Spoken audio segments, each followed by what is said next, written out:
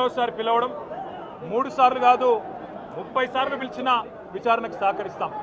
మా మీద కేసులు బనాయించి మమ్మల్ని ఇబ్బంది పెట్టి కమిషన్లు వేసి మమ్మల్ని ఏదో ఇబ్బంది పెట్టినంత మాత్రాన వేధించినంత మాత్రాన ప్రజల తరపున ప్రశ్నించడం బంద్ చేస్తామనుకుంటే అది కాంగ్రెస్ ప్రభుత్వం యొక్క అవివేకం అజ్ఞానం అవుతుంది తప్ప ఇంకోటి కానే కాదు.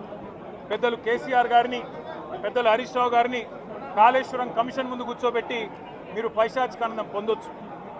ఇవాళ ఏసీబీ ముందుకి విచారణకు పిలిపించి కొంత మానసికంగా రాక్షసానందం పొందుతూ ఉండవచ్చు, అవసరమైతే అరెస్ట్ కూడా చేస్తారు కావచ్చు. కానీ ఒకటి పక్క, తెలంగాణ కోసం గతంలోనే జైలుకు పోయి వచ్చిన వాళ్ళం.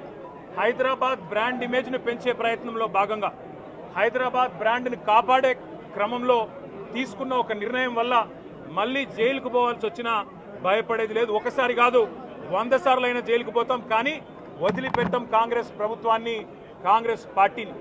మీరిచ్చిన 420 హామీలు, మీరిచ్చిన దొంగ 6 గ్యారంటీలు, మీరిచ్చిన డిక్లరేషన్లు ఇవాళ మీరు లోకల్ బాడీ ఎన్నికలకు సిద్ధమవుతా ఉన్నారని చెప్పి వార్తలు వస్తూ ఉన్నాయి. రేవంత్ రెడ్డి గారు నిన్ను మొత్తం రాష్ట్రంలోని బీసీ వర్గాల ప్రజలందరూ గమనిస్తున్నారు. 42% రిజర్వేషన్ ఇచ్చి 42% రిజర్వేషన్ ఇస్తాం అని కామారెడ్డి డిక్లరేషన్లో చెప్పి మోసం చేసి ఈరోజు స్థానిక సంస్థల ఎన్నికలకు మరి రిజర్వేషన్ ఇవ్వకుండానే పోతున్న వైనాన్ని కూడా బీసీలు గమనిస్తూ ఉన్నారు. రైతు బంధు పేరిట ఎలక్షన్ బంధుగా మార్చి ఎలక్షన్లు వచ్చినప్పుడు మాత్రమే రైతు బంధు వేస్తున్న విషయాన్ని రైతులు గమనిస్తున్నారు.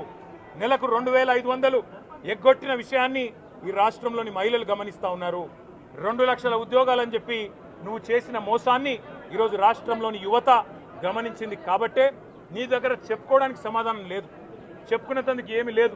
కాబట్టి ఏం చేయాలి, నువ్వు ఏదో ఒక డైవర్షన్ మీద ఏదో ఒక రకంగా ఒక కమిషన్ అని, ఎంక్వైరీ అని, ఏదో జరిగిందని, ఇదిగో పులి అంటే అదిగో తోక అని, నువ్వేమో దున్నపోతు తినిందనగానే నీకు తయారుగా నీ జోడీదారు బీజేపీ రెడీగా ఉన్నాడు. నువ్వు దున్నపోతు తినిందనగానే వాడు దుడ్డని కట్టేయని వాడికి వస్తాడు. మీ ఇద్దరి దొంగ భాగవతం, మీ ఇద్దరి దొంగ నాటకాలు తెలంగాణ ప్రజలకు అర్థమైనాయి. మేము మాత్రం వాళ్ళ పెడితే గిడితే ఒక వ్యక్తినో 2 వ్యక్తులను జైల్లో పెడతావు, కానీ లక్షలాది మంది కేసీఆర్ సైనికులను టచ్ చేసే ధైర్యం నీకు లేదు. తెలంగాణ ప్రజలకు రక్షణ కవచంలాగా ఆనాడు ఉన్నది టీఆర్ఎస్ఏ, ఈరోజు ఉండేది బీఆర్ఎస్ఏ, రేపటికి కూడా స్వీయ రాజకీయ అస్తిత్వమే శ్రీరామ రక్ష అనే విధంగా ముందుకు పోతాం. నువ్వు ఒక్కసారి కాదు 100 సార్లు పిలిచినా వస్తా, 100 సార్లు నిజమే చెప్తా. నువ్వు లై డిటెక్టర్ పరీక్షకు నీకు దమ్ముంటే నువ్వు మగాడివైతే రా, రాష్ట్ర ప్రజలందరూ చూస్తుండగా లై డిటెక్టర్ కూడా రెడీ.